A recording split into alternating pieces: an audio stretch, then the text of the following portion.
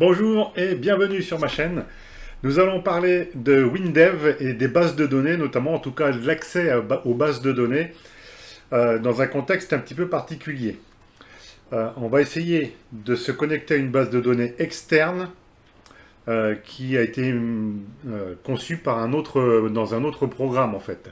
Donc l'idée ici c'est quoi? C'est que j'ai deux logiciels. J'en ai un qui me permet de gérer les connexions, en tout cas les demandes d'autorisation d'utiliser un certain logiciel. Donc en gros, la personne lance son logiciel, elle rentre son login, son mot de passe. Avant de se connecter sur l'application elle-même, sur sa propre base de données, je vais aller interroger donc de manière externe une base de données pour savoir si la personne est autorisée ou pas à utiliser l'application. Alors, l'application en question, c'est celle-ci, hein. Donc c'est ce qui me permet de faire une gestion toute simple, hein. Donc j'ai un login, j'ai un mot de passe, donc ça c'est ce que la personne tape dans son logiciel. Donc du coup je l'ai en double, hein, c'est ça que ça veut dire, dans cette base de données et dans celle de son logiciel, parce que ça c'est transparent, hein, il ne l'a pas.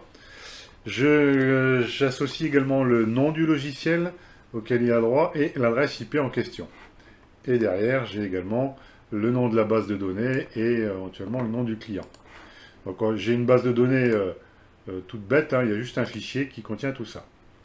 Voilà. Donc maintenant, alors ça c'est une application à part, hein, que je garde, qui va me permettre de gérer ainsi les clients.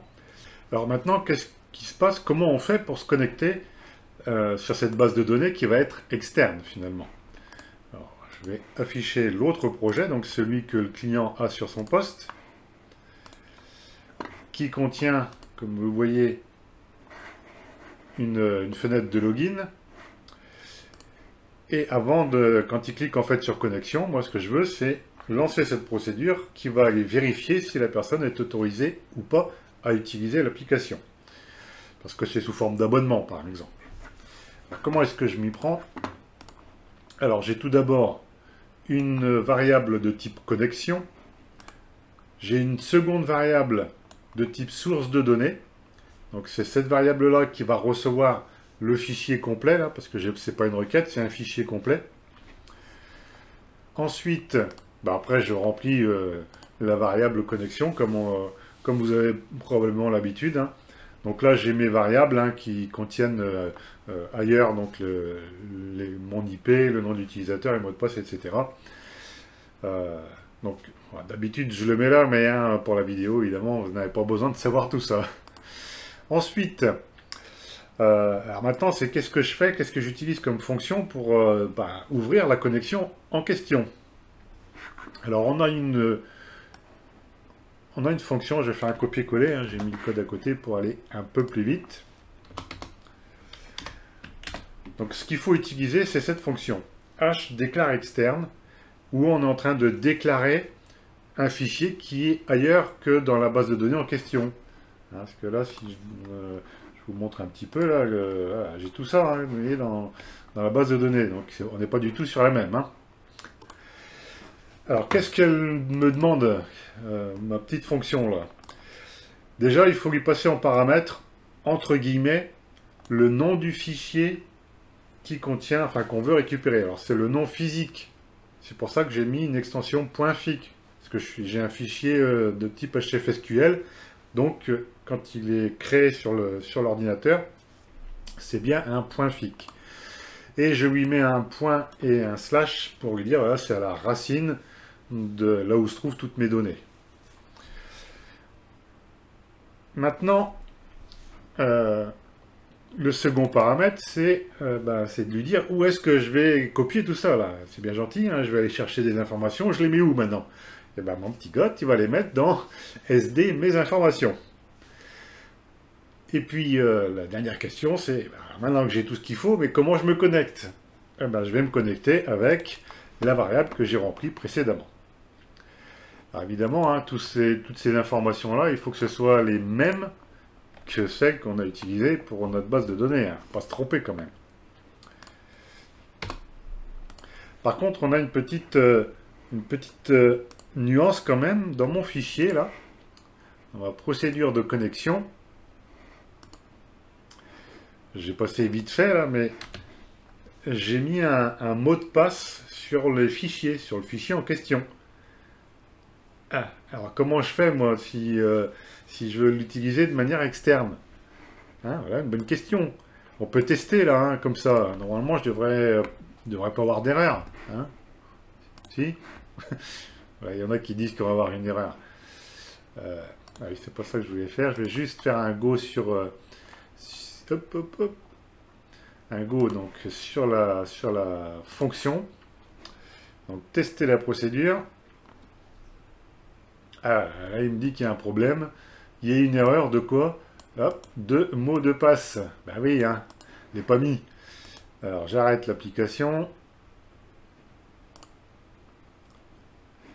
Alors ce que vous allez me demander maintenant, c'est ben, comment tu fais pour passer le mot de passe, hein? T'es malin, hein? Eh ben c'est tout bête. Encore faut-il le savoir. Je vais utiliser la procédure mot de passe que je vais appliquer donc à ma source de données et je lui indique quel est le mot de passe. Parce qu'en réalité, là il va aller lire le fichier, mais pour pouvoir le copier, ben, c'est mes infos qui va être en fait un petit peu l'alias ou le jumeau de mon fichier standard. Donc voilà, j'ai juste ça à faire. Alors maintenant, comment je fais pour récupérer les informations? Alors là, c'est pareil, j'ai mis un petit code.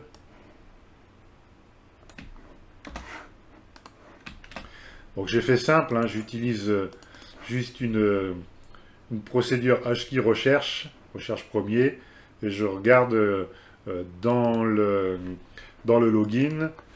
Donc je cherche quelqu'un, je pourrais faire une requête, hein, évidemment. Je pourrais faire une requête. Et donc je vais récupérer les informations. Je n'ai qu'un élément là dans ma base de test, donc on devrait récupérer tout ça.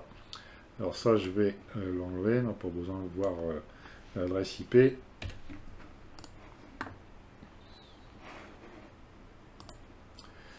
Alors pareil, je vais mettre ça dans un trace, par contre il faut que je mette un point d'arrêt, parce que sinon on va pas le voir.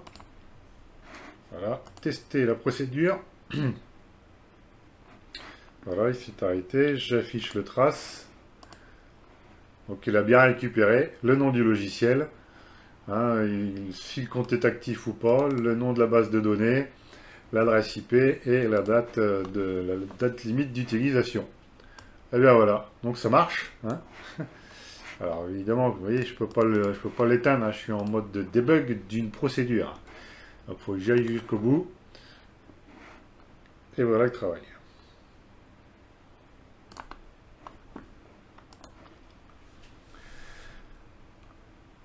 Donc voilà, ça c'est une question pareille que j'ai vue dans des forums. Comment est-ce qu'on passe un mot de passe dans une procédure de type HDeclar externe? Voilà, donc j'espère que... je réfléchissais en même temps. J'espère que cette petite astuce va vous être utile. En tout cas, vous avez appris quelque chose. Si c'est le cas, bah, tant mieux. Hein.